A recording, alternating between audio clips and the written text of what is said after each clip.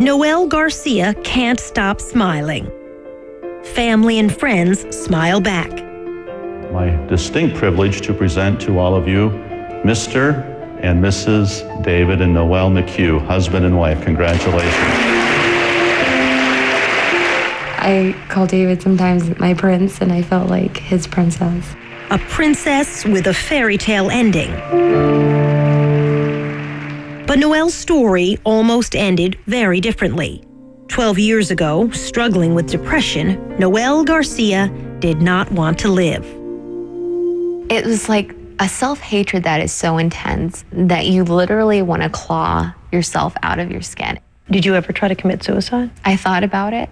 I felt unloved and unworthy of anything, so I just wanted to die. I spent a lot of time just learning to be confident in myself. With the help of her family and her strong Catholic faith, Noel recovered and is now a youth minister in her church. And loving yourself. Noel's story underscores a shocking statistic. 1 out of every 7 Latina teenagers attempts suicide, according to the CDC. Dr. Luis Zayas, a psychologist at Washington University, has spent the last 25 years trying to find out why. We were seeing girls coming to our emergency rooms and our outpatient clinics after having attempted suicide. And what we noticed was that there was a preponderance of Hispanic girls. Hispanic girls, he finds, who are caught in a conflict with their mothers. What we have is the U.S.-born daughter of immigrant parents who is feeling the need to become more independent while her parents are saying, no, you cannot, you must retain and kind of keep to the values of our culture. One of the girls Dr. Zayas is studying is 15-year-old Francisca Abreu from the Bronx. So what's this neighborhood like? Boring. Boring? Sounds like a party 24 hours a day. I meet up with Francisca and her mother, Isabel, on Mother's Day. Isabel knows how hard it can be to raise a daughter in America. Todas las madres nos sacrificamos. Es obvio. Isabel tells me about her life over cake and a Dominican milkshake called Morir Soñando, which means to die dreaming. Cuando yo vine a este país, uno lo hace pensando que uno quiere lo mejor para los hijos. In 1997, Isabel left the Dominican Republic for the United States. Desperate to find a better life for her 3 children, she left them behind. Without her mother, 3-year-old Francisca was devastated. I used to tell her, oh, you always say you're gonna come, but you never do. You always say you're gonna call, but you never do.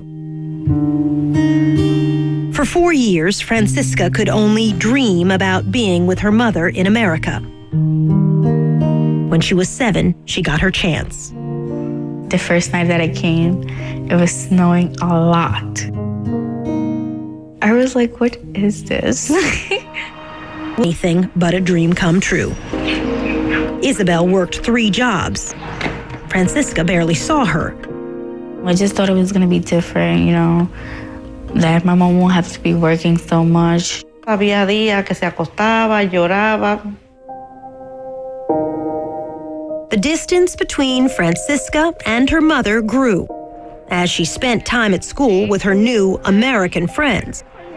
Hay muchachitas que son muy recogiditas, pero hay otras que no andan en muy buenos pasos. Son muy novieras, les gustan mucho los grupos, les gustan andar de noche en la calle. She wanted me to be American, but she did not want me to act like them. She says they're very rude to their parents. They tell you what to do, where they want to go, what they want to eat. No, it doesn't work that way. Not in the Dominican household. No, not in any Latina household. Let me tell you that. Francisca wasn't allowed to hang out with her friends. Did you guys fight a lot, you and your mom? Oh, yes. You went at it? Every day, basically. Oh, for what? I'm the one who's supposed to be cleaning, doing everything she basically does. Because, I'm the girl. Does that make you angry? Yes, of course. That mother-daughter conflict is what Dr. Zayas suspects is bringing many of the Latinas he studies to the brink.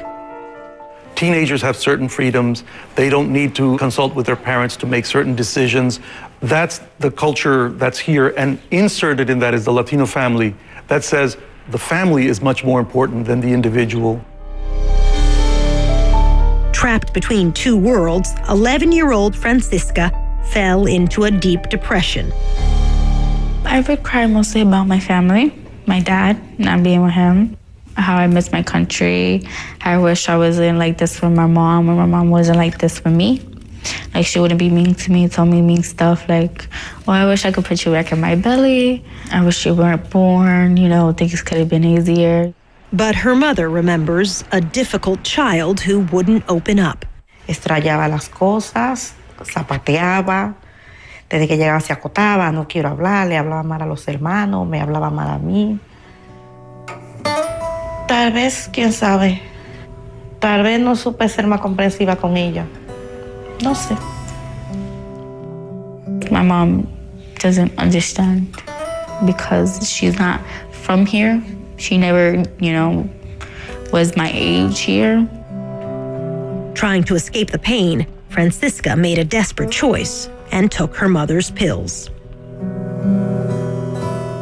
Why'd you want to kill yourself? Because I was tired of being, another burden in my mom's life. The pills didn't work. The pain didn't go away.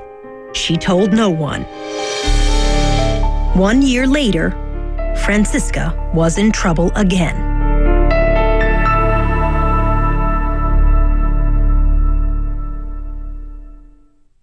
9,000 were nominated, and these are the top 10. One will be CNN Hero of the Year.